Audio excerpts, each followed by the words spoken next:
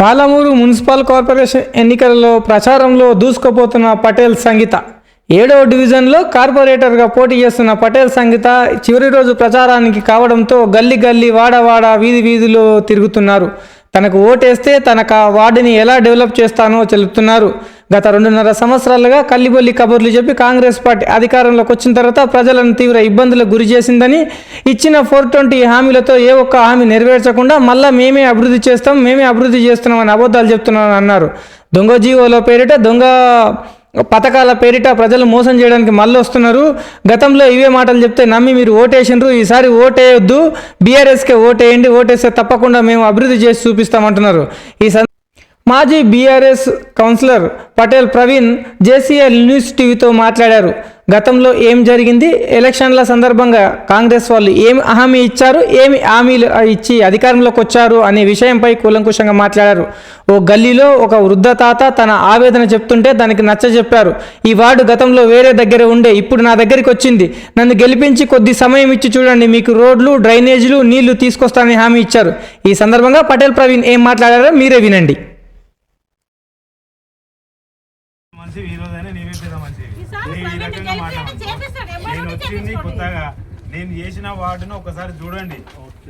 అభివృద్ధి చేసినామా లేదా మా ఇండ్ల ముందర వేసుకున్నామా మీరు అర్థం చేసుకోండి. మీరు ప్రతిదానికి కాదు, మీరు ప్రతిదానికి కండువ పట్టుకొని ముందు నడిచిన కండువ కాదు. 1968 నుండి నేను టిఆర్ఎస్ తెలంగాణ వాదిని. తెలంగాణ వాది టిఆర్ఎస్ కాదు కానీ తెలంగాణ వాది అది వేరు. నేనేమంటున్నా, తెలంగాణ కొరకే ప్రయత్నం చేస్తున్నాం. ఇప్పుడు ఈ రకమైన మనం మాట్లాడుకుంటే ఏమవుతుందంటే అది తప్పుడు వార్త పోతుంది కనుక దాన్ని పక్కకు పెట్టేసేయండి. ఇప్పుడు ఇదేముంది, లోకల్ గా ఉన్న నీళ్ళ సమస్య ఉంది, రోడ్ల సమస్యలు ఉన్నాయి, డ్రైనేజ్ సమస్యలు మాట్లాడుకుంటారు. మీరు కాకుండా నేను ఒక్కనైతే ఏం చేయలేను కదా. ఈ రోజు మీరు ఇచ్చే ఓటు అనుకోండి, రేపు మనం ఎంత మొత్తుకున్నా కూడా ఈయనే కూర్చోవాల్సి వస్తుంది, ఈయన ఇది అవుతుంది. మీ ఓటు ఇప్పుడు రేపు వచ్చే అధికార పార్టీకి ఈ రోజు ఇప్పటికి కూడా 2 సంవత్సరాలు అయింది అధికార పార్టీలో ఉండి, మరి ఏం చేసింది? ఇంతకు ముందు వచ్చే మిషన్ భైరత నీళ్లు కాదు అన్నా, మిషన్ భైరత నీళ్లు ఇంతకు ముందు వచ్చినవే లేదా? ఇప్పుడు ఎందుకు వస్తలేవు? ఇంతకుముందు కూడా మాకు రాగందే లేదు.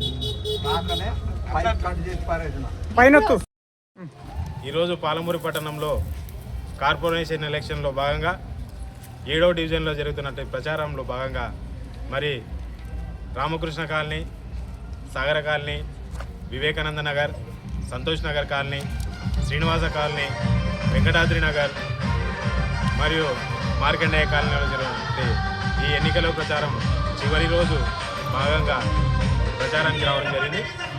మేము గతంలో 6వ వార్డు కౌన్సిలర్గా గతంలో పనిచేయడం జరిగింది. వాటి అనుభవాన్ని దృష్టిలో పెట్టుకొని మాకు మంత్రి గారు ఈసారి 7వ డివిజన్లో అవకాశం కల్పించారు.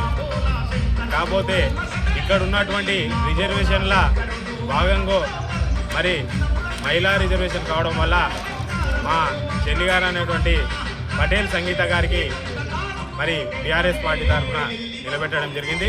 కానీ గతంలో ఉన్నటువంటి ఎన్నో రకాల సమస్యలు, ఇక్కడ ప్రాంతం చాలా పెద్దదిగా ఉన్నది, మరి అభివృద్ధి పరంగా చాలా వెనుకబడిపోయినది.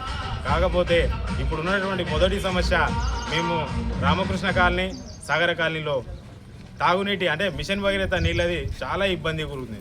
మరి అదేవిధంగా మా అనుభవాలని ఈ కాలనీలో చూపిస్తూ ముందుగా ఇక్కడ తక్షణం కావాల్సింది తాగునీటి పైన, తర్వాత డ్రైనేజ్ సమస్య, మరి రోడ్ల విషయాలు, ఇవన్నీ కూడా ఖచ్చితంగా మన సంతోష్ నగర్ కాలనీ, రామకృష్ణ కాలనీ, సాగర్ కాలనీలో అక్కడ ఉన్నటువంటి ప్రాంతము 80-85% అభివృద్ధి పరంగా ముందుకు పోయింది.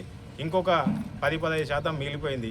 అక్కడ ఉన్నటువంటి వర్కులు చాలా తక్కువ, ఇక్కడ చాలా పెండింగ్ ఉన్నాయి. కనుక మొదటి దశగానే ఈ కాలనీల పైన దృష్టి పెట్టి ప్రతి ఒక్క సమస్యని నా సమస్యగా తీసుకొని వాళ్ళకి గతంలో నేనటువంటి అభివృద్ధి చేసి చూపిస్తానని మరొక్కసారి కోరుకుంటూ, నాకు కారు గుర్తుకు ఓటు వేసి 3వ నెంబర్పై ఓటు వేసి గెలిపించగలరని ఈ కాళీవాసులు వేడుకుంటూ జై తెలంగాణ. నేను 7వ వార్డులో ఉన్నటువంటి ఓటర్ అభ్యర్థిని. నేను సంగీత గారి ఆధ్వర్యంలో పనిచేయడానికి నిశ్చయించుకున్నాను. ఈ దాంట్లో 7వ వార్డులో ఇంతకుముందు ప్రవీణ్ దాదాపు 6th వార్డులో పనిచేసిన అనుభవం ఉంది. దాంతోపాటుగా ఇప్పుడు 7వ డివిజన్ కూడా 6వ డివిజన్లో మెర్జ్ అయ్యి దాదాపుగా ఒక కార్పొరేషన్ అనేది ఏర్పాటు జరగడం జరిగింది. దానికి సంగీత గారి ఆధ్వర్యంలో మేము అందరం ముందుకొచ్చి పనిచేయడం మేము కోరుకుంటా ఉన్నాం. దీంతో పాటుగా ఇదివరకు చేసిన సమస్యలు ఏంటంటే ఇంతకు శ్రీనివాస్ గౌడ్ గారు ఉన్న ఆధ్వర్యంలో పనిచేసిన ఏదో అభివృద్ధి కార్యక్రమాలు ఒకటే కనిపిస్తూ ఉన్నాయి. ఇప్పటివరకు కూడా వచ్చిన 2 సంవత్సరాలు అవుతుంది. ఇప్పటివరకు కూడా ఏ ఒక్క సమస్య తీర్చేనా లేకుండా పోయింది. ఇక్కడ ఈ కాలనీలో పట్టే ఎవడు అడిగే దాతలు లేరు. దాదాపుగా ఇంతకుముందు వచ్చిన ప్రభుత్వానికి చూసుకుంటుంటే ఏదే డ్రైనేజ్ సిస్టమ్ కానీ సీసీ రోడ్లు కానీ కాలనీలో మొత్తం చేసిన డెవలప్మెంట్ మాత్రం కనిపిస్తున్నాయి. కానీ వచ్చిన 2 సంవత్సరాల్లో కూడా ఏ జీరో డెవలప్మెంట్ కనిపిస్తూ ఉంది. ఇక్కడ దాదాపు ఒకసారి అర్థం చేసుకోవాల్సిన అవసరం ఎంతైనా ఉంది. ఇప్పుడు కారు గుర్తుకు ఓటేస్తే మన సంగీత గారి ఆధ్వర్యంలో ఎవరైతే ఉన్నాయో అందరి దృష్టికి మేము తీసుకొని పోయి ఏదైతే సీసీ రోడ్ కానీ డ్రైనేజ్ వ్యవస్థ కానీ దాదాపు కరెంట్ పోల్స్ కానీ ఇంటింటికి నల్ల కానీ ఆ వ్యవస్థను పటిష్టం చేసుకొని యూత్ దాదాపు ఇక్కడ ఉన్నామే దాదాపు చాలా సంగీత ఓర్పుతో ఉన్నామే. దాదాపుగా పటేల్ మన ప్రవీణ్ అన్న కూడా చాలా ఓపిక గల మనిషి. ఆయన చేసిన అనుభవం ఉంది. ఆ అనుభవం ఉన్న దృష్టితో ఈ కాలనీ బాగుపడుతుందని చెప్పేసి మేము అందరం నిశ్చయించుకొని ఆమె మద్దతు పలకడం జరుగుతూ ఉంది.